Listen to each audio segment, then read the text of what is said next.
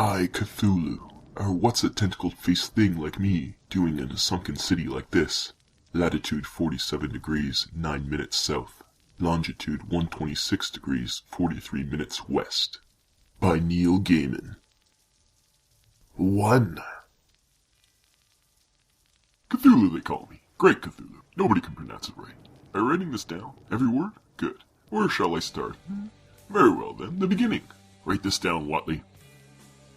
I was spawned uncounted eons ago, in the dark mists of Chaveyawa. No, of course I don't know how to spell it. Write it as it sounds. Of nameless nightmare parents, under a gibbous moon. It wasn't the moon of this planet, of course. It was a real moon. On some nights it filled over half the sky, and as it rose you could watch the crimson blood drip and trickle down its bloated face, staining it red, until at its height it bathed the swamps and towers in a gory dead red light. Ah, those were the days, or rather nights on the whole. Our place had a sun of sorts, but it was old, even back then. I remember that on the night that it finally exploded, we all slithered down to the beach to watch. But I get ahead of myself. I never knew my parents.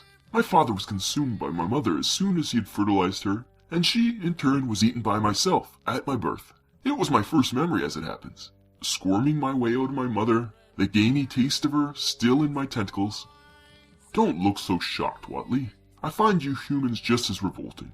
Which reminds me, did they remember to feed the Shoggoth? I thought I heard it gibbering. I spent my first few thousand years in those swamps.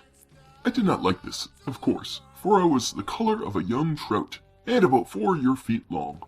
I spent most of my time creeping up on things and eating them, and in my turn, avoiding being crept up on and eaten. So passed my youth, and then one day, I believe it was a Tuesday, I discovered that there was more to life than food. Sex? Of course not. I will not reach that stage until after my next estivation. Your piddly little planet will be long cold by then. It was that Tuesday that my Uncle Hastur slithered down to my part of the swamp with his jaws fused. It meant that he did not intend to dine that visit, and that we could talk. Now that was a stupid question, even for you, Watley. I don't use either of my mouths to communicate with you, do I? Very well then. One more question like that, and I'll find someone else to relate my memoirs to. And you will be feeding the Shoggoth. We are going out, said Hastur to me. Would you like to accompany us? We, I asked him. Who's we? Myself, Azathoth, Yog-Soggoth, Lalathrotep, Teshoggoth, Shobnuggaroth, Young Yogoth, and a few others. You know, the boys. I'm freely translating for you here, Watley. You understand. Most of them were A, bi, or trisexual, and old Shobnuggaroth has at least 1,000 young, or so it says. That branch of the family has always been given to exaggeration. We are going out, and we were wondering if you fancied some fun. I did not answer him at once.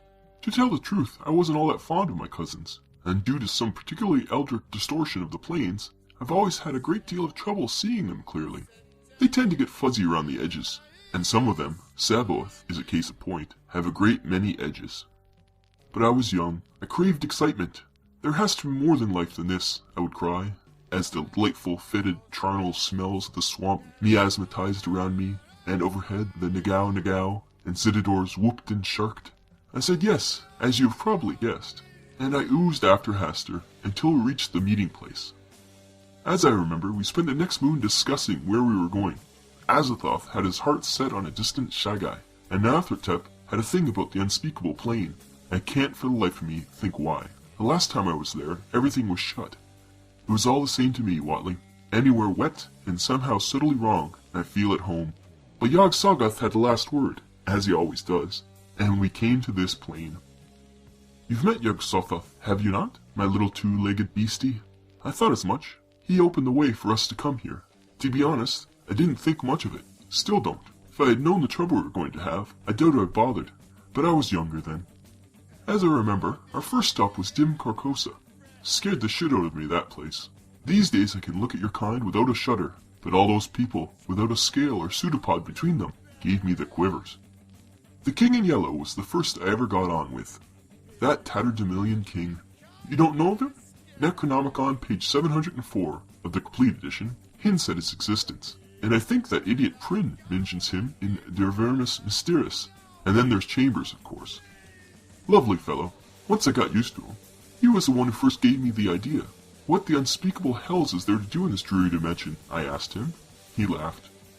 When I first came here, a mere color out of space, I asked myself the same question. Then I discovered the fun one can have in conquering these odd worlds, subjugating the inhabitants, getting them to fear and worship you. It's a real laugh. Of course the old ones don't like it. The old ones, I asked? No, old ones. It's capitalized. Funny chaps, like great starfish-headed barrels, with filmy great wings that they fly through space with. Fly through space? Fly? I was shocked. I didn't think anybody flew these days. Why bother when one can sluggle, eh?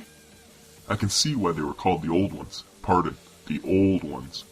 What do these Old Ones do? I asked the king. I'll tell you all about sluggling later, Watley. Pointless, though. You lack Washington. Although perhaps badminton equipment would do almost as well. Where was I? Oh yes. What do these Old Ones do? I asked the king. Nothing much. They just don't like anybody else doing it. I undulated, writhing my tentacles as if to say, I have met such beings in my time, but fear of the message was lost on the king. Do you know of any places ripe for conquering? I asked him. He waved his hand vaguely in the direction of a small and dreary patch of stars. There's one over there you might like. It's called Earth. A bit off the beaten track, but lots of room to move. Silly bugger. That's all for now, Watley. Tell someone to feed the Shoggoth on your way out.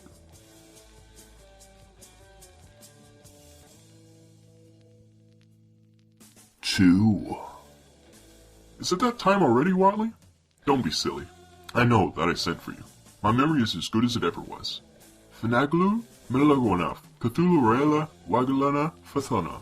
You know what that means, don't you? In his house at Riley, Ted Cthulhu waits dreaming. A justified exaggeration, that. I haven't been feeling too well recently. It was a joke, Onehead. A joke. Are you writing all this down? Good. Keep writing. I know where we got up to yesterday. Riley. Earth. That's an example of the way that languages change. The meanings of words. Fuzziness. I can't stand it. Once on a time, Riley was the Earth, or at least the part of it that I ran. The wet bits at the start. Now it's just my little house here. Latitude 47 degrees, 9 minutes south. Longitude 126 degrees, 43 minutes west. We're the Old Ones. They call us the Old Ones now. Or the Great Old Ones. As if there were no difference between us and the Barrel Boys. Fuzziness. So I came to Earth, and in those days it was a lot wetter than it is today. A wonderful place it was, the seas as rich as soup, and I got on wonderfully with the people. Dagon and the boys, I use the word literally this time, and we all lived in the water, in those far-off times. And before you could say Cthulhu Finland, I had them building and slaving and cooking, and being cooked, of course. Which reminds me, there was something I meant to tell you, a true story. There was a ship, a-sailing on the seas, on a Pacific cruise, and on this ship was a magician, a conjurer, whose function was to entertain the passengers. And there was this parrot on the ship. Every time the magician did a trick, the parrot would ruin it. How? He'd tell them how it was done, that's how. Brock, he put it up his sleeve. The parrot would squawk, or... He stacked the deck. Or... It's got a false bottom, Brock. The magician didn't like it. Finally the time came for him to do his biggest trick. He announced it. He rolled up his sleeves, he waved his arms. At that moment, the ship bucked and smashed over to one side. Sunken Riley had risen beneath them. Hordes of my servants, loathsome fishmen, swarmed over the sides, seized the passenger and crew, and dragged them beneath the waves. Riley sank below the waters once more, awaiting that time when the dread Cthulhu shall rise and reign once more. All alone, above the foul waters, the magician, overlooked by my little batracian boobies, for which they paid heavily, floated clinging to a spar, all alone. And then, far above him, he noticed a small green shape. It came lower, finally perching on a lump of nearby driftwood, and he saw it was the parrot. The parrot cocked his head to one side and squinted up at the magician. Brock? All right, I give up. How'd you do it? Of course it's a true story, Watley. Would black Cthulhu, who slimed out of the dark stars, when your most eldritch nightmares were suckling at their mother's pseudo-memoria, who waits for the time that the stars come right to come forth from his tomb palace, revive the faithful, and resume his rule, who waits to teach anew the high and luscious pleasures of death and revelry, would he lie to you? Sure it would. Shut up, Watley. I'm talking. I don't care where you heard it before. We had fun in those days. Carnage and destruction, sacrifice and damnation, ichor and slime and ooze, and foul and nameless games, food and fun. It was a long party, and everybody loved it, except those who found themselves impaled on wooden stakes between a chunk of cheese and a pineapple. Oh, there were giants on Earth in those days. It couldn't last forever. Down from the skies they came, with filmy wings and rules and regulations and routines, and no now knows how many forms to be filled out in quintuplet. The Nile little bureaucrats, a whole lot of them. You could see it just to look at them, 5 pointed heads. Every one you looked at had 5 points, arms, whatever, on their heads, which, I might add, were always in the same place. None of them had the imagination to grow 3 arms, or 6, or 102. 5, every time. No offense meant. We didn't get on. They didn't like my party. They rapped on the walls, metaphorically. We paid no attention. Then they got mean, argued, bitched, fought. Okay, we said, you want the sea, you can have the sea. Lock, stock, and starfish-headed barrel. We moved on to the land. It was pretty swampy back then, and we built gargantuan monolithic structures that dwarfed the mountains. You know what killed off the dinosaurs, Watley? We did, in one barbecue. But those pointy-headed killjoys couldn't leave well enough alone. They tried to move the planet nearer the sun, or was it further away? I never actually asked them. Next thing I knew, we were under the sea again. They had to laugh. The city of the old ones got it in the neck. They hated the dry and the cold, as did their creatures. All of a sudden they were in the Antarctic, dry as a bone and cold as the lost plains of thrice accursed Lang. Here endeth the lesson for today, Watley. And will you please get somebody to feed the blasted Shoggoth?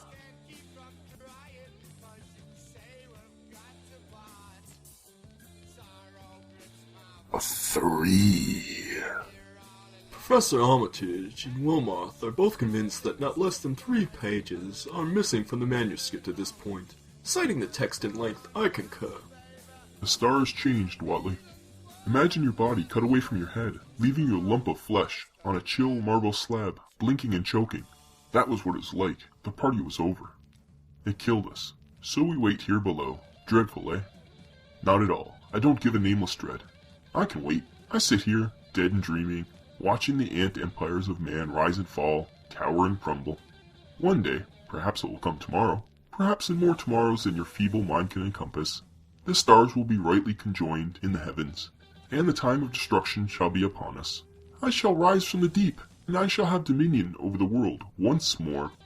Riot and revel, blood, food, and foulness, eternal twilight and nightmare, and the screams of the dead, and the not dead, and the chant of the faithful. And after, I shall leave this plane. When this world is a cold cinder orbiting a lightless sun, I shall return to my own place, where the blood drips nightly down the face of a moon that bulges like the eye of a drowned sailor, and I shall estivate.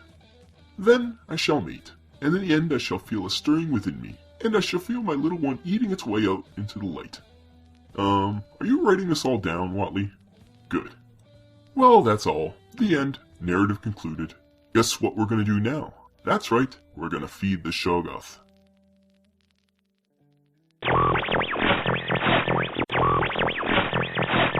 Hey, Jack. Hey, Rob. Funny meeting you here. In the studio, in front of the mic. It's uncanny. It's not a regular occurrence anymore. Ever since Studio H got shut down for, well, things. Violations. Health code violations. You know how it is. Ever since that happened, it's not been as regular. Speaking of regular, you regularly update your Twitter account. I call it our Twitter account because it's Vinnland OTR. And what does that stand for, Rob? Vinnland Old Time Radio. That's this little podcast we do. I don't know if you've heard of it. Have not. That's funny because you record it. Oh, I didn't tell you were recording?